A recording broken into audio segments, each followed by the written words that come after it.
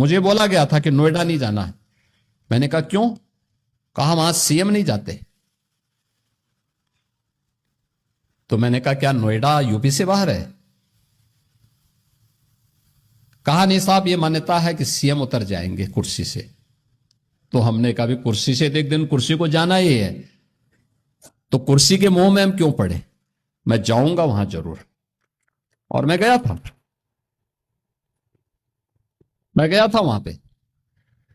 जब मैं गया तो मैंने देखा क्यों ये लोग बोलते थे, तो पता लगा वहां 4 लाख मामले बिल्डर और बायर्स के।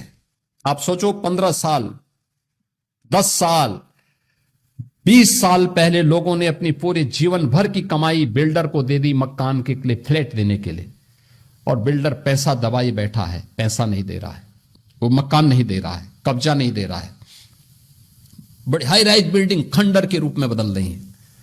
मैंने बैठक की अथॉरिटी की, Noida authority, greater Noida authority थे, तो ग्रेटर नोएडा अथॉरिटी मेरे पास आए, उसके सीईओ आए, कहा साहब हम पे 6,000 करोड़ का कर्जा है।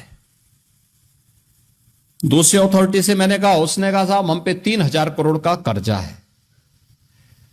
तो मैंने कहा यार मैं कहां फंस गया हूं, वो तो सब भीखमंगे हैं। अब इन भीखमंगों से मैं बोलूं कि तुम इन 4 लाख लोगों को मकान दो, तो मैं फंस गया वहां पे। मैंने कहा ये मेरी स्थिति बड़ी अजीब सी है।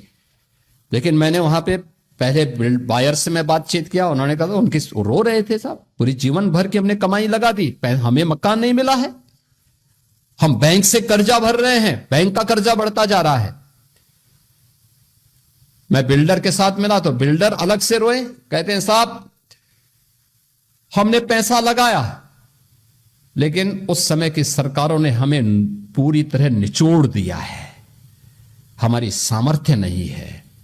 मैंने कहा सामर्थ्य हो न हो, इन गरीबों को मकान तो देना ही पड़ेगा आपको, इन 4 लाख लोगों को मकान देना पड़ेगा। आप दीजिए, मैं पॉलिसी बनाने की तैयारी कर रहा हूं।